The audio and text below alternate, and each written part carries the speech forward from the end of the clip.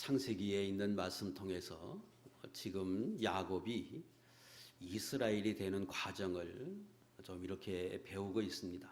자, 오늘도 지난 시간에 이어서 말씀을 이어가겠습니다. 자, 1절과 2절의 말씀에 보면 오늘날 야곱이 라반의 아들들이 하는 말을 들었는데 그들이 말하기를 야곱이 우리 아버지의 소유를 다 빼앗고 우리 아버지의 소유로 말미암아 이 모든 재물을 다 얻었다. 이렇게 자기들이 하는 말을 야곱이 들었습니다. 그리고 라반의 얼굴을 살피니까 아들뿐 아니라 라반의 얼굴도 이전과 다르게 안색이 자기에게 대하는 게 이전과 같지 않았습니다. 호의적이지 않았다 그 말입니다. 자, 이 말씀 속에서 우리가 알 수 있는 것, 또 이들이 말하는 것을 통해서 우리가 깨달아야 할 것들이 있어요. 지금 라반의 아들들이 하는 말이 야곱이 우리 아버지의 재산을 다 빼앗았다. 이 말은 틀린 말입니다. 아버지의 재산을 통해서 야곱이 재물을 얻었다고 하는 말은 일리가 있지요. 야곱이 올 때는 아무것도 없었는데 라반의 집에 살면서 그의 양들을 치고 염소를 치면서 부자가 됐으니까 그 재산을 형성하는 과정에서 라반의 재물들이 이용된 건 있어요.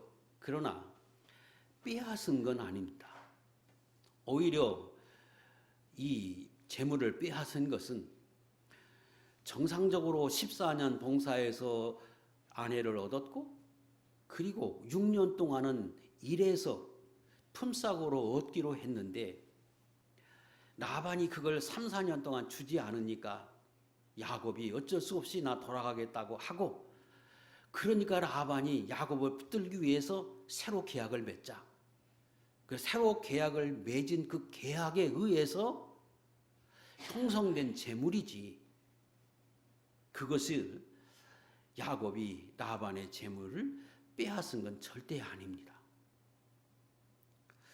지금 야곱이 분명하게 원래 계약대로 한 것보다 훨씬 더 부유하게 된 건 맞는 것 같습니다. 6년 동안은 봉사해서 임금으로 받았다고 하면 재물을 조금 얻었을 것인데 지금 그 앞절 43절에 보면 그 사람이 매우 번창하여 양떼와 노비와 낙타와 나귀가 많았다고 말한 걸 보면 양떼와 염소떼만 많아진 게 아니라 다른 재물도 많아져서 야곱이 아주 번창하고 부유하게 됐습니다. 그러면 이 모든 것은 다 옳지 못한 방법으로 얻었느냐? 아닙니다. 하나님이 야곱의 믿음에 따라서 그 믿음의 분량에 맞게 하나님이 주신 거였습니다. 지금 야곱은 이 삼촌 집에 오기 전까지 그가 온전하지 못한 신앙의 사람이었는데 실패를 거울 삼아서 고생 끝에 하나님을 만납니다. 그리고 하나님이 그에게 일방적으로 선포해 주었지요. 그리고 그 야곱은 하나님이 계심을 확신하고 완전하지 않는 믿음을 가졌지만 이전과는 전혀 다른 사람이 되어서 지금 라반의 집에 왔습니다. 그 집에 거하면서 삼촌이 자기를 속여서 아내를 사랑하는 사람을 주지 않음에도 불구하고 또 7년 봉사해서 14년 봉사해서 겨우 아내를 얻습니다. 그리고 어떤 계약을 맺었든지 품삯으로 뭘 얻기로 하고 일을 했는데 임금을 체불했잖아요. 3, 4년 동안. 그때에 야곱이 싸우지 않습니다. 번번이 라반에게 속지만 그는 싸우지 않고 다 포기하고 나 돌아가겠다. 이전에 좀 그랬잖아요. 그때 라반이 붙으니까 그것도 하나님의 뜻으로 알고 머물면서 그가 라반의 그 성품을 알고 하나님이 채워줄 걸 믿고 일방적인 불리한 계약을 맺습니다. 그리고 자기는 성실히 일하면서 하나님을 바라보고 나머지 또 3년 정도를 일합니다. 그때 하나님이 야곱의 믿음을 보고 부어준 것입니다. 생각해 보세요. 여러분 같으면, 여러분이 야곱과 같은 처지에 있다면 그렇게 할 수 있을까요? 지금 야곱이 이스라엘이 되는 과정에서 야곱을 좋지 않은 것처럼 제가 설교하는 것처럼 있지만 전혀 그렇지 않습니다. 야곱은 대단한 사람이었고 지금 현재에도 하나님 앞에 복을 받기에 합당한 모습으로 지금 살고 있어요. 일반적인 사람과는 비교할 수 없는 사람입니다. 다만 하나님이 그를 족장으로서 부족한 부분들을 채워가고 있는 과정이지, 분명히 야곱은 믿음의 사람입니다. 그가 그 삼촌 집에 살면서 어떻게 살았는지 이후에 그의 고백을 통해서 우리는 알 수 있습니다. 정직하게, 성실하게, 양심껏 그렇게 살았습니다. 띄우세요. 38절, 39절 시작. 또 외삼촌의 양떼의 수양을 내가 먹지 아니하였으며 물려 찢긴 것은 내가 외삼촌에게도 가져가지 아니하고 낮에 도적을 맞았든지 밤에 도적을 맞았든지 외삼촌이 그것을 내 손에서 찾았으므로 내가 스스로 그것을 보충하였으며. 두세요. 야곱이 양심껏 고기를 먹고 싶어도 삼촌 것에는 손대지 않았다는 거예요. 그리고 삼촌의 수양을 보호해서 삼촌의 재산이 늘어나는 것에 그걸 막거나 양심에 바르지 못한 행동을 하지 않고 어떻게 하든지 삼촌의 재산에 피해 주지 않고 잘 되기를 원했지 해를 입히지 않으려고 노력했다는 거예요. 반면에 라반은 야곱이 양떼를 치고 염소를 떼를 칠 때에 혹이라도 죽거나 상처를 받거나 도적을 맞거나 짐승들이 와서 빼앗아 가든지 이러면 자기가 것에 손해를 봤다고 여기지 않고 내 왜 그거 잘못했느냐, 관리 잘못했다고 해서 삼촌이 그것을 내 손에서, 야곱의 손에서, 야곱의 겉에서 빼앗아 갔다는 거예요. 그래도 야곱은 내가 관리를 잘못해서 그랬지, 그리고 자기 것으로 채우고 삼촌 거에 관해서는 손대지 않았다는 거. 야박하지요. 그러나 그는 하나님 앞에서 그 삼촌의 성품을 알고 어떻게 하든지 자기 것을 가지고 삼촌에게 해가 가지 않도록 성실하게 정직하게 살았다는 거예요. 그 다음 절 40절. 내가 이와 같이 낮에는 더위와 밤에는 추위를 무릅쓰고 눈 붙일 겨를도 없이 지내었나이다. 그가 20년을 살면서 삼촌에게 내가 이렇게 했고 이 집에 이렇게 사는 것 삼촌이 알지 않느냐.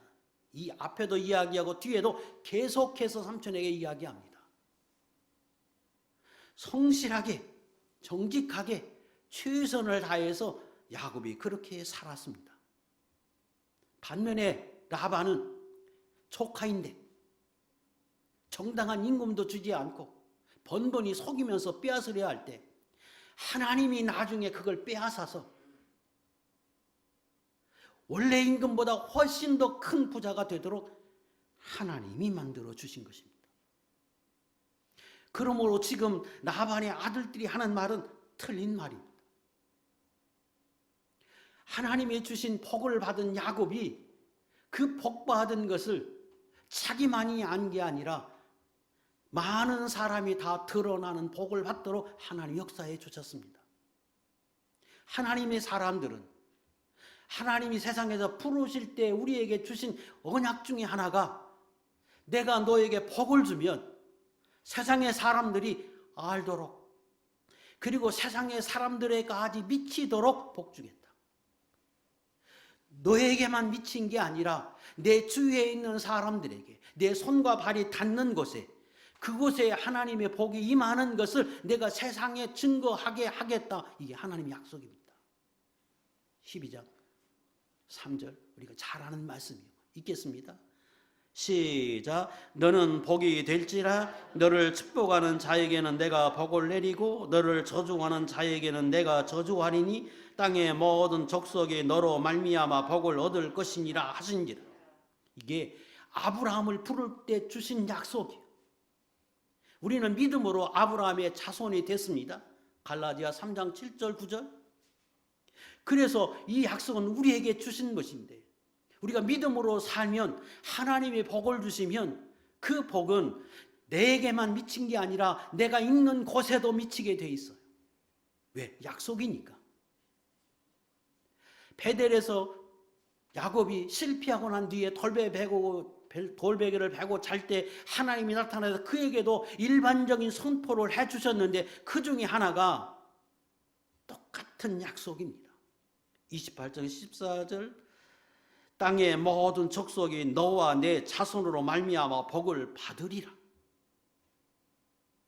그러므로 저와 여러분이 하나님의 사람으로 야곱과 같이 살면, 아니 아브라함처럼 살면, 이삭과 같이 살면 반드시 하나님이 여러분이 닿는 곳에, 손이 거하는 곳에 복을 주세요.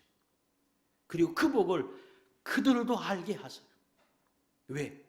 그리 하나님이 증거되지. 지금 라반도 그걸 알았잖아요. 자기는 못되게 굴면서 야곱이 가려고 하니까 아니야, 가지마. 하나님이 너로 인하여 내게 복 준 거 내가 안다. 가지 마라. 이 복은 우리가 아는 것처럼 야곱에게, 아브라함에게도 주셨고 이삭에게도 주셨고, 그래서 아비멜렉이 찾아와서 고백하잖아요. 너에게 하나님이 함께 계시다. 하나님이 너로 인하여 복을 주시는 거 우리가 안다. 언약 맺자. 해하지 말자. 그러므로 오늘 예수 믿는 여러분들은 믿음을 지키면 세상 사람들이 좋아할 수밖에 없고, 여러분을 귀하게 여기고 소중히 여기고, 그리고 가지 못하게 말릴 수 있는 사람이 되게 하시면 하나님이 하십니다. 저는 여기 계신 모든 분들이 여러분이 거한 곳에서 야곱처럼 살아서, 아브라함처럼 살아서, 이삭처럼 살아서 여러분으로 인하여 그 회사가 복을 받고 여러분이 거하는 그곳이 복을 받아서 여러분을 더 높이고 여러분을 붙들고 여러분들로 영광이 하나님께 돌려지는 이런 은혜가 있기를 주의 이름으로 축복합니다. 이것이 하나님이 원하는 바예요. 하나님의 사랑으로 복을 받고 그로 인하여 하나님이 증거되기를 원하는 거예요. 뭘로? 삶으로. 그러면 예수 믿는 사람은 복을 받아서 안 믿는 친척들에게도 보여져야 하고 이웃에게도 보여져야 하고, 여러분이 거하는 그 어디에도 저 사람을 보니까 하나님의 주시는 복이 있다고 하는 말을 듣도록 우리는 그렇게 살아야 합니다. 아니 그렇게 살도록 힘쓰면 하나님이 그렇게 주실 것입니다. 그런데 왜 지금 야곱의 라반의 아들들이 왜 이렇게 지금 말합니까? 왜 라반의 안색이 변합니까? 두 가지입니다. 첫째는 시기 질투 때문입니다. 사람이 누구나 할 것 없이 부패성이 있어서 남이 잘 되면 한편으로는 좋아하는 사람, 훌륭한 인격을 가진 분입니다. 말로 축복해주고 좋아해주는 것 참 훌륭한 분입니다. 그 마음까지 그러느냐? 아니요. 그 마음 어느 구석에는 시기와 질투가 있어요. 그럼에도 불구하고 그걸 잘 다스려서 그것이 그 사람을 휘어잡지 않고, 그것은 조그만한 덩어리고 자기의 본심으로 축복해 줄 수 있는 사람, 복되고 귀한 사람입니다. 하나님의 사람이 이 땅에 사는 동안에 하나님 앞에 믿음을 지키면 복을 받도록 하게 하시는데, 남에게 종살이하고 세상에 종이 되고 마귀의 종이 되어 살 때에는 괜찮아요. 그런데 하나님의 복을 받으면 받을수록 세상은 질투하게 돼 있고 마귀는 그걸 싫어하게 돼 있어서 사람을 충동질시킵니다. 그래서 예수 믿는 사람을 더 핍박하게 하고 곤란에 빠지게 하고 어려움에 빠지게 하는 것을 마귀가 원하고 충동합니다. 또 사람의 품성이 악해진 것이 있어서 그걸 이용해서 핍박을 받기도 하고 미움을 받게 합니다. 그래서 어찌하든지 가나안 땅 믿음의 사람 안에 거할 때는 그게 덜 받는데, 왜? 하나님의 사람들이니까. 그러나 세상에 속해서 그 안에서 예수 믿는 사람은 복을 받으면 받을수록 더 큰 핍박과 어려움을 받게 된다. 우리 26장에서 배웠잖아요. 블레셋의 땅에 내려가니까 거기 있는 아비멜렉도 또 그곳에 있는 사람들도 이삭을 더 핍박해서 띄우세요. 26장 시작.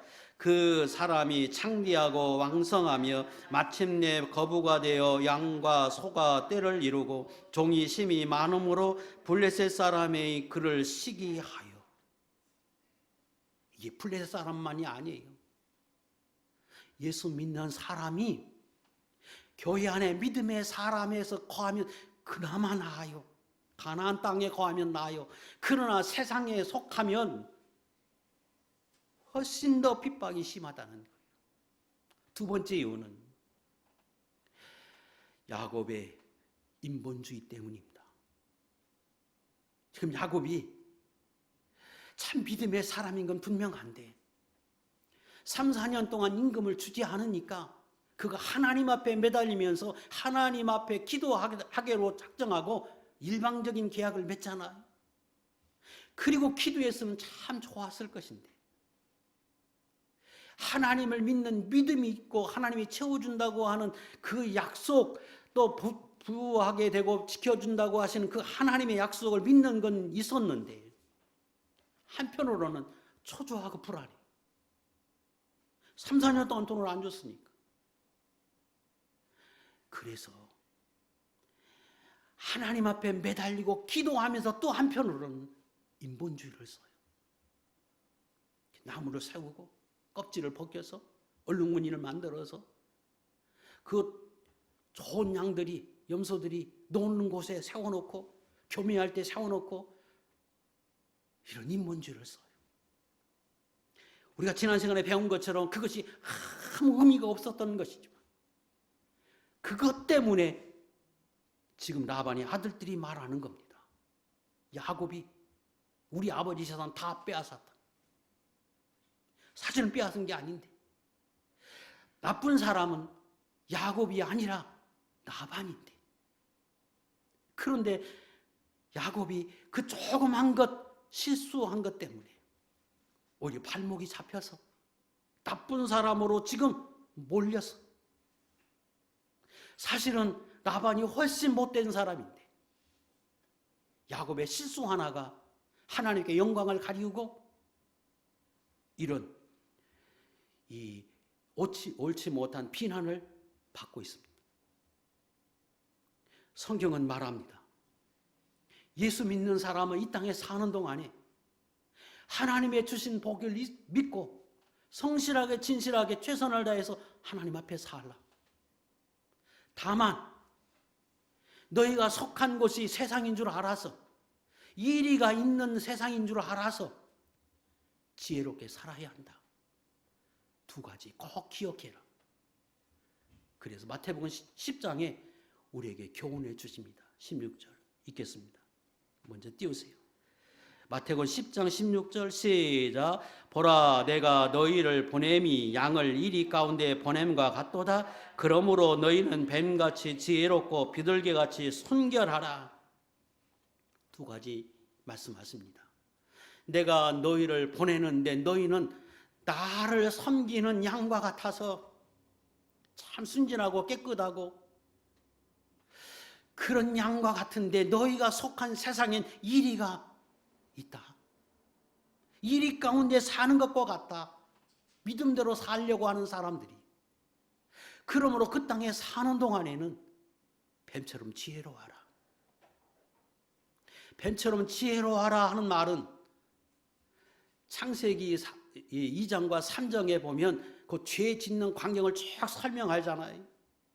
그때 뱀이 사단이 그 속에 들어가서 하와를 미혹합니다. 그래서 하와와 아담이 궁극적으로 죄를 짓게 만듭니다. 그때 그 하와를 넘어뜨리고 아담을 넘어뜨리기 위한 그것은 뱀이 했지만 사실은 뱀 안에 사단이 들어가서 사단의 미혹에 의해서 인간을 쓰러뜨렸습니다. 이겼지요. 그걸 두고 비유로 좀 이렇게 말씀하십니다. 뱀은 아무것도 아닌 것인데, 아주 땅을 기어다니는 그 미물과 같은 것인데, 그가 사단의 능력을 힘입으니까 사람을 이길 만한 지혜를 얻더라. 그러므로 이 땅에 사는 너희는 그 악한 마귀를 이기려면 악한 마귀보다 훨씬 더 능력이 있는 하나님의 능력을 힘입어서 누구처럼? 뱀처럼. 그래서 세상을 악한 마귀를 이겨야 한다. 그게 지혜다.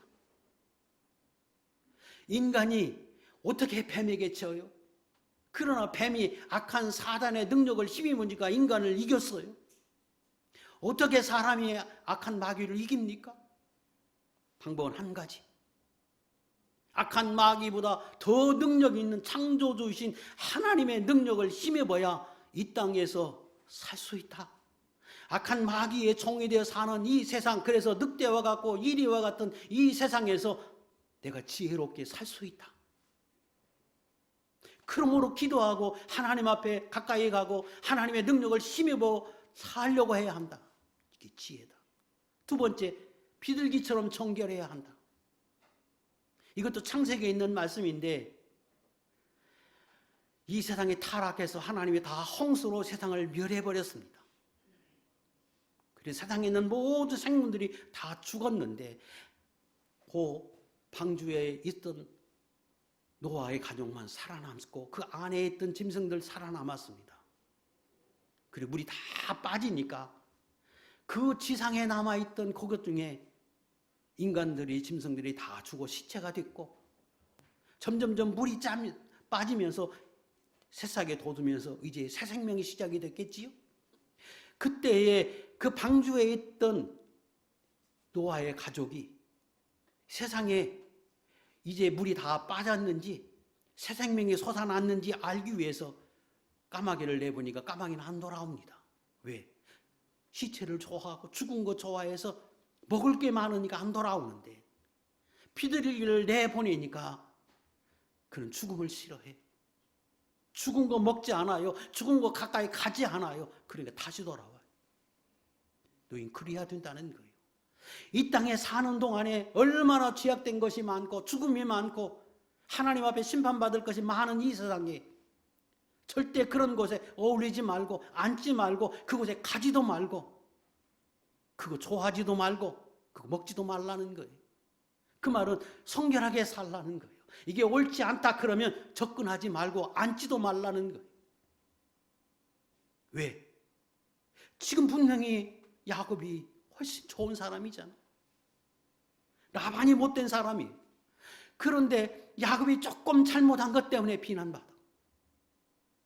세상에 예수 안 믿는 사람이 얼마나 많아요?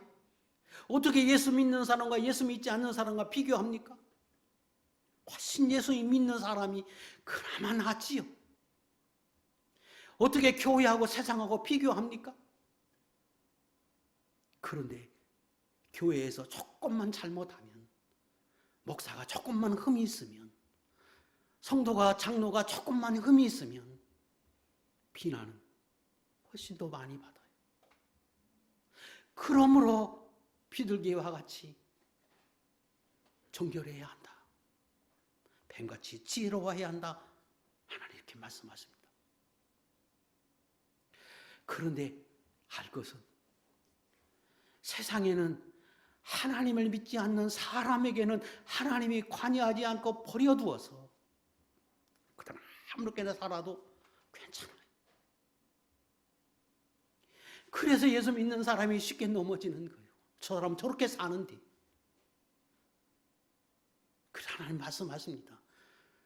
세상은 내가 버려뒀고 언제까지? 내가 다시 올 때까지, 심판할 때까지. 그러나 예수 믿는 사람은 너는 천국에서 나와 함께 복을 받고 살아야 하는 사람이니까 내가 관여하고 간섭하고 너는 그렇게 살면 안 된다고 하나님이 말씀하시기 때문에 인간들이 예수 믿는 사람도 넘어져요. 왜? 세상과 비교해서 저렇게 멀쩡하게 편안하게 저렇게 악을 행해도 사는데 왜 나에게는 그렇게 살지 말라고 하는가?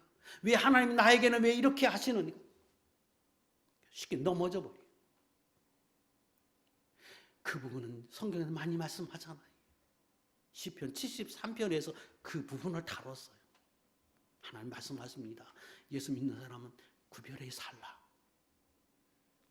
너희는 남 속이고 빼앗고 그렇게 살라고 생각하지 말고 그렇게 해서 얻는 것 복되지 않다.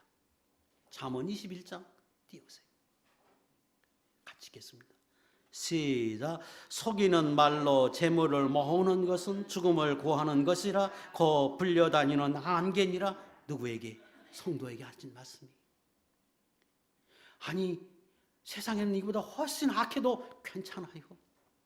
그래, 예수 믿는 사람은 하라는 거예요. 그렇게 너는 살지 말고 구별되어 살라고 말씀하십니다. 이 부분에서 우리가 하나 더 짚고 넘어갈 게 하나 있는데 사람들이 이렇게 이야기할 수 있어요.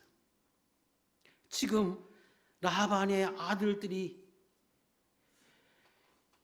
아버지의 재물을 빼앗았다고 하고 라반의 안색이 변한 것은 이제 떠날 때가 되니까 이렇게 한 것이다. 맞아요. 그런 면도 있지요. 그러나 예수 믿는 사람 그렇게 말하면 안 돼요.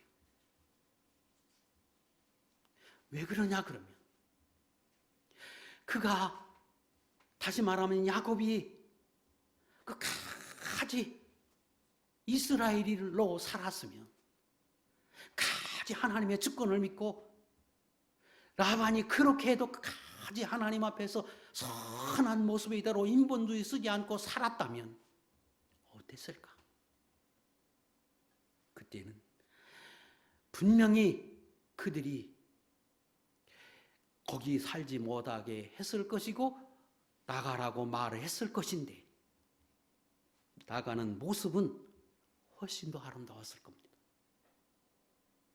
다시 말하면 하나님의 약속이 너 가나안 땅에 다시 돌아가야 한다고 하는 것이 하나님의 약속이고 그게 하나님의 뜻입니다. 그리고 그 때가 됐어요.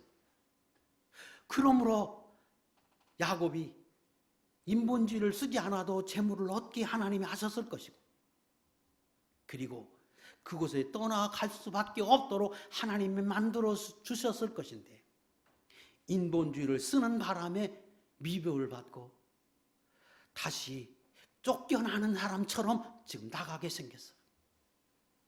그가 끝까지 잘했으면 어떻게 됐느냐? 가정이지만 분명히 저는 이 라반이 야곱을 불러놓고 너 이제 가라. 너 이제 때가 됐다. 내가 가지고 가라. 그랬을 것이라고 저는 확신합니다. 왜 그런 줄 아세요? 하나님의 뜻입니다. 하나님이 그렇게 하셨을 것입니다. 아마도 생각해 보세요.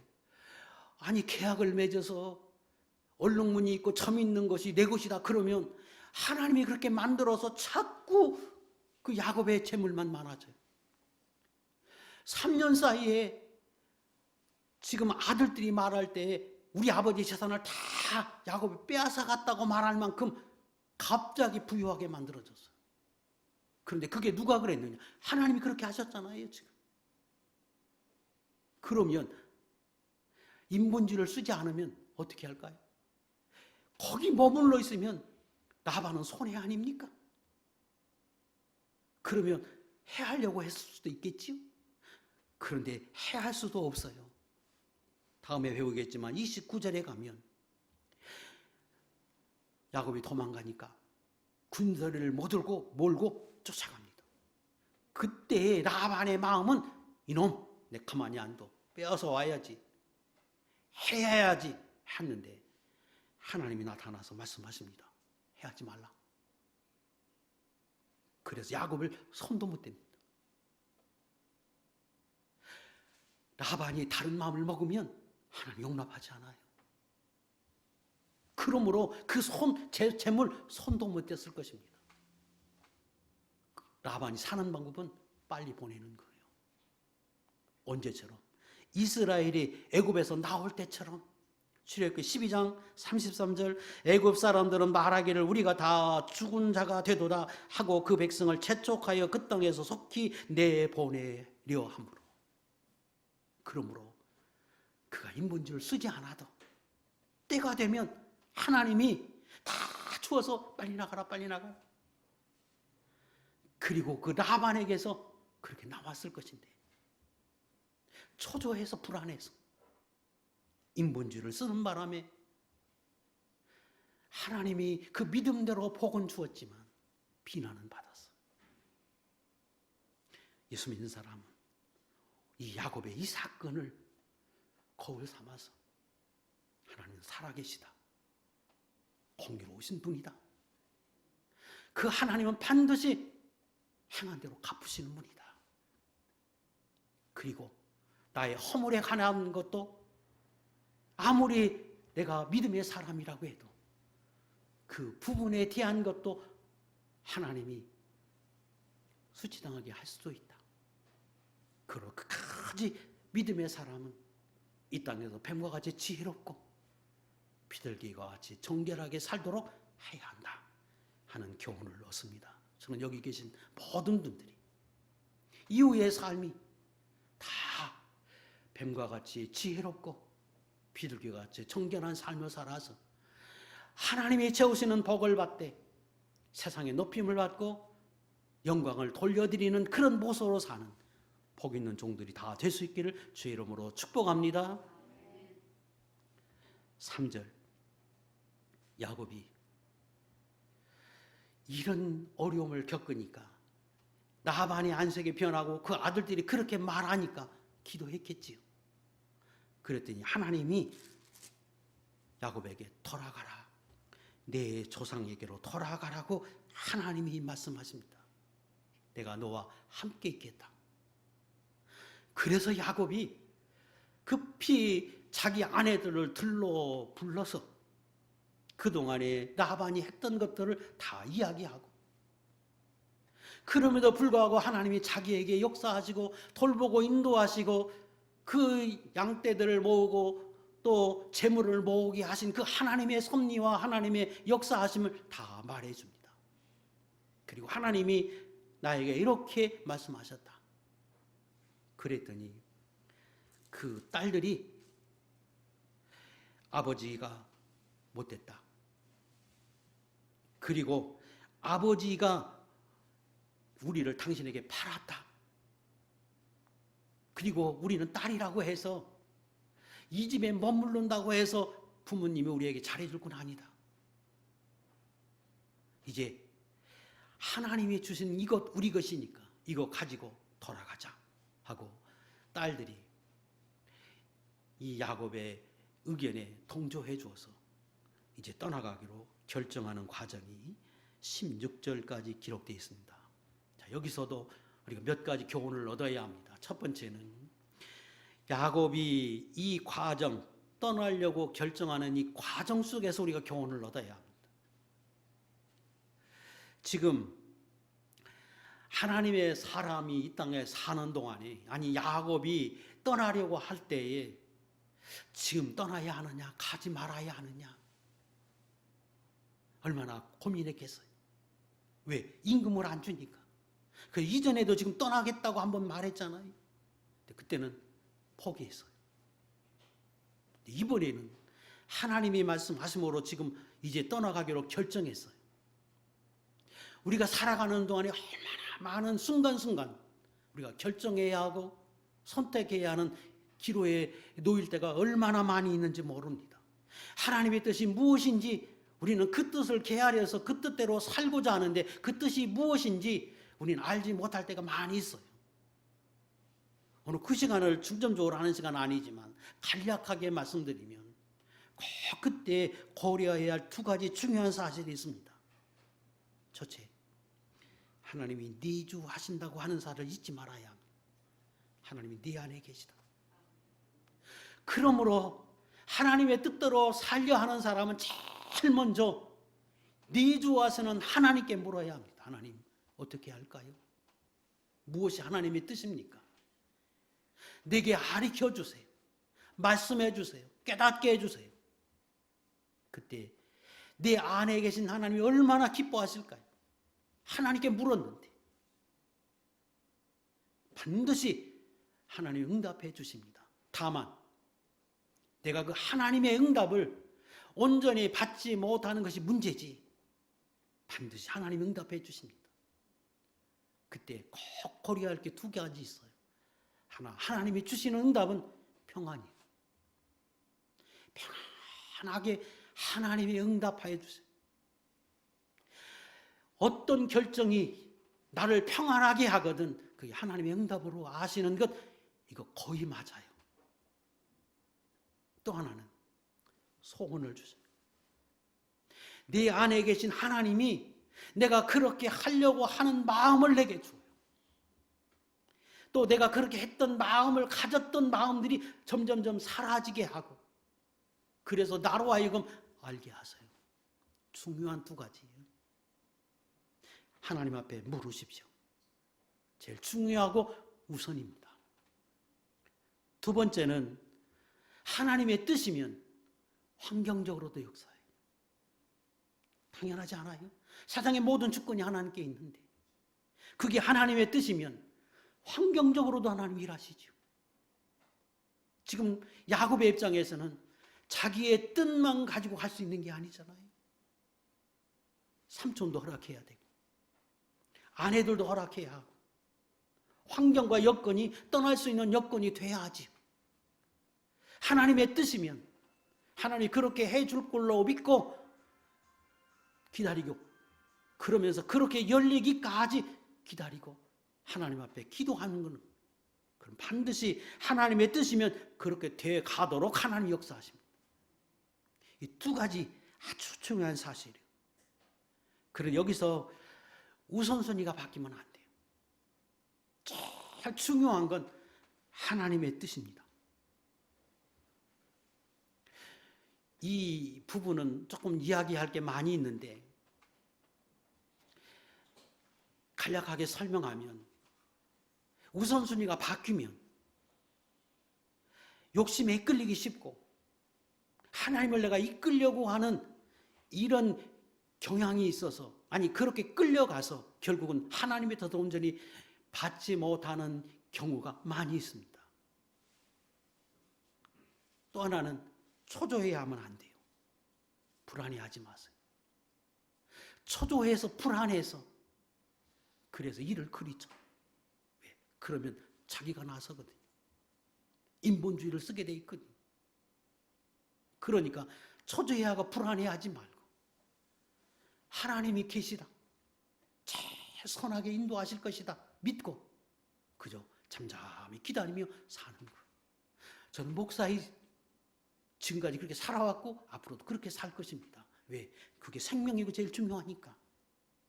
여러분도 그렇게 살려고 애쓰고 그렇게 하려고 할 때 하나님의 반드시 제일 선하고 아름다운 길로 우리를 인도해 줄 것이고 그렇게 하실 것입니다. 자, 우선순위가 바뀌지 않는다고 하는 말을 조금만 더 드리면 내가 분명히 하나님이 내 마음속에서 편안도 주고 기쁨도 주고 확신도 주고 그리고 환경이 열리는 걸 봤어요. 하나님 뜻이에요. 힘있게 가면 좋은데 어떤 건 분명히 환경적으로는 열렸는데 내 마음이 열리지 않아요. 내 마음속에서는 하나님의 뜻이라고 느껴질 만한 확증이 없어요. 그러면 어떻게 되느냐? 그것이 내가 원하는 일 같으면 괜찮은데 분명히 내 심령 속에 주시는 하나님의 응답은 아닌데 근데 그것을 내가 원치 않아. 근데 환경적으로 열렸어. 그럼 어떻게 될까요? 환경에 이끌려가요. 다시 기도해요. 하나님 확신 좀 주세요. 환경이 열려서 내 그걸 원하니까 그래서 우선순위가 바뀌면 안 된다는 거예요. 아무리 환경이 열려도 내 안에 계신 내주하신 하나님의 응답이 아니면 포기해야 하는 거예요. 기다려야 하는 거예요. 근데 반대가 되기 쉽단 말이에요. 예를 들겠습니다. 아는 건데 민수기 22장 20절 이하의 말씀이에요. 발람이 하나님 앞에 기도하잖아요. 하나님, 제가 발람이 욕 오라고 하는데 갈까요? 가지 마라. 어떻게 내가 가서 이스라엘 백성을 저주하려고 하느냐? 가지 마라. 예, 알겠습니다. 그래서 응답이 왔어요. 하나님이 아니라고 하는 걸 깨달았어요. 그런데 가고 싶은 마음이 있어요. 왜? 가면 큰 재물을 주거든요. 자기를 높여주고. 그쪽에서 또 사람을 보냈어. 이번엔 더 많은 걸 보내가지고. 그러니까 환경적으로는 지금 아니라고 했으면 다시 그 사람이 돌아가서 다시 오지 않아야 되는데 다시 와서 더 좋은 말로 하고 더 많은 걸 가지고 와서 이야기하니까 환경적으로는 열렸잖아요. 다시 기도해요. 하나님 앞에. 근데 하나님이 가라. 근데 가긴 가는데 내가 하라는 말만 해라. 얼마나 좋을까요? 그걸 원했는데. 그래서 가서 띄우세요. 그가 감으로 말미암아 하나님이 뭐함으로? 진노하심으로. 아니 가라고 한 건 하나님인데 다시 기도했더니 내 마음이 풀리고 평안해지고 확신도 주었고 세미한 음성까지 들렸는데 진노하세요. 우선순위가 바뀌면 안 돼요. 제일 중요한 건 하나님의 내 안에 내주하시긴 하나님이 주시는 답이다. 그리고 그것에 따라서 환경이 열리군 하나님이 역사해 주실 것이다. 바뀌지 말라. 중요한 내용입니다. 두 번째 교훈 얻어야 할 것은 하나님께서 야곱에게 주신 응답의 의미입니다. 하나님이 음성이 들렸어요. 2절에 뭐라고 3절에 뭐라고 말씀하십니까?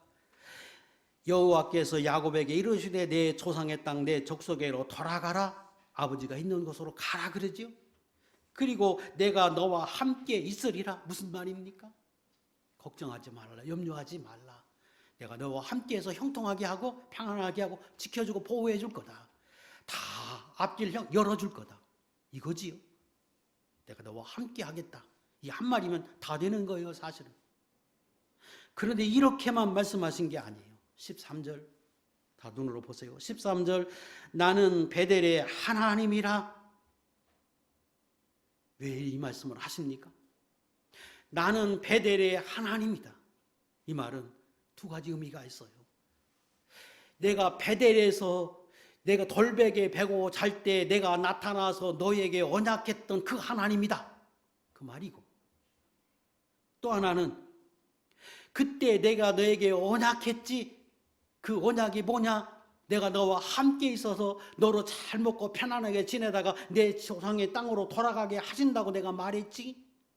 근데 지금 내가 너에게 돌아가라고 하는 이 말은 내가 너에게 약속했기 때문에 내가 너에게 성취되게 이루게 하시는 것이다.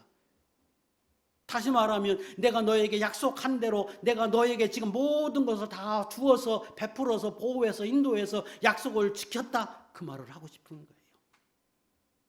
그리고 다시 또 이어서 말씀하십니다. 내가 거기서 기름을 붓고 거기서 내게 서원하였으니. 이번에 또 무슨 말씀을 꺼냅니까? 너 그때 서원했지? 이게 무슨 말씀이에요? 그때 내가 너에게 일방적으로 선포했지. 소망 없는 내가 하나님 앞에 이제 복을 받을 거 틀렸다. 내가 하나님 앞에 버림받을 수밖에 없고 내가 이렇게 살다가 죽으면 어떻게 할까? 그럴 때 내가 너에게 나타나서 일방적으로 선포했지. 그랬더니 내가 그렇게 하나님이 인도해 주신다고 말씀하니까 나는 하나님 앞에 이렇게 살겠습니다 하고 너도 나에게 서원했지. 그러므로 나도 너에게 약속을 지켰으니까 너도 내 서원을 지켜라. 이 말이에요. 그런데 그 서원은 창세기 28장을 설교할 때 제가 그렇게 말씀드렸잖아요. 그 야곱이 돌베개 베고 자는 그 모습이 곧 우리의 모습이라. 그 인간의 모습. 죄로 인하여 죽을 수밖에 없는 고난 속에 살고 이제 영원히 지옥불에 들어가야 할 저와 여러분이 어느 순간인가 하나님 우리에게 찾아오셔서 만나주셨어요. 그것이 넓은 미로 보면 이 교회라고 그랬잖아요. 꿈을 보여주고 말씀을 통해서 깨우쳐 준 것처럼 우리에게 일방적인 언약을 주시면서, 그래서 우리 마음속에서 바탕이 우리도 그렇게 서원해야 된다 그랬죠. 3가지. 첫 번째 서원 띄우세요. 28장 13절에는 그때 언약이에요. 하나님의 언약. 28장 20절 이하의 말씀은 3가지 언약이에요. 하나님, 영원히 내가 하나님만 섬기겠습니다. 첫 번째. 당연하지. 너도 이제 내가 언약을 지켰으므로 너도 하나님께 다짐했던 것처럼 영원히 나를 하나님으로 섬겨라. 이렇게 말씀하세요. 두 번째, 그때 베개에 하고 있던 돌을 세우면서 이게 하나님의 전이 될 거라고 소원했지. 그것은 교회를 세운다고 하는 의미가 아니라 그때 하나님이 내게 주었던 그 모든 약속들, 하나님이 나와 함께 계셔서 나와 동행하셔서 내게 주시는 모든 말씀을 들으면 내가 그 말씀대로 내가 이제는 살겠습니다. 그걸 하나님 앞에서 내가 깨달은 대로 하나님 말씀하시는 대로 알게 하시는 대로 내가 살겠습니다. 그 말입니다. 그러므로 오늘 예수 믿는 저와 여러분, 하나님이 들려주고 깨닫게 하시는 대로 우리도 그렇게 살아야 합니다. 영원토록 하나님만 섬기면서 그 마땅한 것. 하나님이 여러분들 속에서 이런저런 모습으로 은혜주고 깨닫게 하시거든. 여러분들도 마땅히 살아야 하는 그 소원을 지키듯이 우리도 그렇게 살아야 해요. 3번째, 모든 것 내가 너와 함께 있어서 너로 인하여 모든 사람에게 증거되게 할 수 있는 그런 복의 사람이 되게 하겠다고 말씀하셨고, 그거에 따라서 너로 이렇게 큰 재물을 이끄는 것 아니냐. 그러면 너도 지켜라. 하나님의 주신 것으로 인정하고 하나님 앞에서 11조 드리며 살겠다고 하는 그 서약 너도 지켜라. 하나님의 주신 것인 줄 인정하고 살라는 것. 이것이 하나님이 야곱에게 주신 응답 속에서, 하나님이 그에게 말씀하신 그 말씀 속에서 하나님이 하고 싶어 하시는 말씀입니다. 그리고 이건 오늘 우리에게 해당되는 말씀입니다. 3번째, 하나님이 주신 은혜를 다시금 우리가 새겨할 필요가 있습니다. 자, 이 부분은 이 이후에도 할 거니까 간략하게 하겠습니다. 그 야곱의 지금 이야기를 쭉 하면서 하나님이 얼마나 공의로운 분인지, 하나님이 얼마나 절대적인 주권을 갖고 계신 분인지를 우리 계속해서 지금 보고 있습니다. 오늘 이 부분만 해당되는 부분에서 찾으면 분명히 라반이 야곱을 속였습니다. 철저히 빼앗고 착취하고 안 주려고 몸부림을 칩니다. 그랬더니 하나님이, 고기 하나님께서 그가 몸부림 치는 만큼 더 뺏어서, 그럼에도 불구하고 믿음을 지키는 야곱에게 채워줬어. 얼마나 공의로우신 분입니까? 하나님의 놀라운 역사입니다. 여러분 다른 사람에게 속거든, 여러분 무시하거든, 여러분에게 다 이렇게 못되게 굴어서 행하거든, 이때 이 말씀을 기억하고 오히려 더 믿음으로 해보세요. 더 빼앗아, 그가 못되게 군 만큼 더 빼앗아서 하나님이 채우십니다. 공의롭고 하나님이 절대 주권을 갖고 계신 하나님이십니다. 그런데 꼭 기억할 것은 합력하여 선을 이루시는 분이 띄워주세요. 로마서 8장 28절. 이 말은 합력, 하나님의 은혜지요. 그러나 하나님의 은혜만이 그것이 가능하게 하는 게 아니라 나의 믿음, 나의 최선, 나의 성실, 나의 정직함을 통해서 일하시는 거예요. 아무리 세상 사람이 정직하게 선하게 최선을 다해도 하나님이 돕지 않으면 안 돼요. 하나님이 아무리 도우려고 해도 인간이 공의로운 하나님 앞에 옳지 못하면 안 돼요. 합력하여 이루는 것. 얼마나 하나님이 그렇게 하고 계십니까? 나 야반이 못된 사람이요. 그런데 야곱도 못되게 굴으면 하나님이 주십니까? 아니요. 하나님이 합력하여 선을 이루게 하시는 하나님께서 야곱의 믿음 위에, 성실 위에, 최선을 다한 것 위에 하나님이 축복하셨어요. 야곱이 속았어요. 얼마나 분해요. 그런데 그 분한 그 속에서 자기가 최선을 다했더니 하나님은 합력하여 선을 이루시는데 자기 아내가 되는 그 아내 두 사람이 하나님 모르는 사람들이잖아. 그런데 그 3년 동안에 하나님의 이적을 그들이 봐요. 그래서 야, 하나님 살아계시다. 하나님 우리에게 축복해 주었다. 나 하나님 섬기고 당신과 따라가겠다.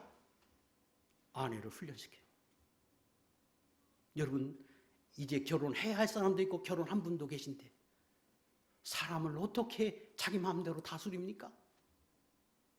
하나님만이 만드십니다. 하나님만이 우리를 변화시키고 하나님만이 우리의 믿음을 갖게 하십니다. 야곱이 속은 것 같은데 그 기간 안에 하나님이 두 아내를 믿음의 사람으로 만들어서 훌륭한 족장의 아내가 되도록 하나님이 만들어 주셨습니다.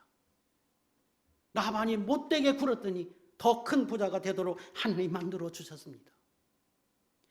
두 딸이 인정을 초월해서 떠나기가 어려운데 아버지가 속이는 바람에 두 딸들이 자원해서 나가겠다고, 그래서 쉽게 떠날 수 있도록 하나님이 만들어 주셨습니다. 거기 있는 많은 사람들이 하나님을 모르는데 그걸 라반이 속이고 야곱이 믿음으로 사니까 그 주위에 있는 사람들에게 하나님을 증거해서 하나님이 정말로 살아계시다고 하는 걸 알 수 있게 하셨습니다. 얼마나 하나님은 공의로우신 분인지, 하나님이 얼마나 합력하여 선을 이루게 하시는 분인지를 알게 하십니다.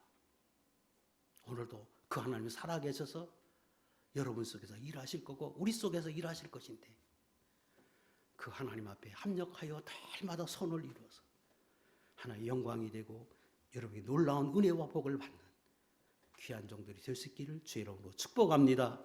기도하겠습니다.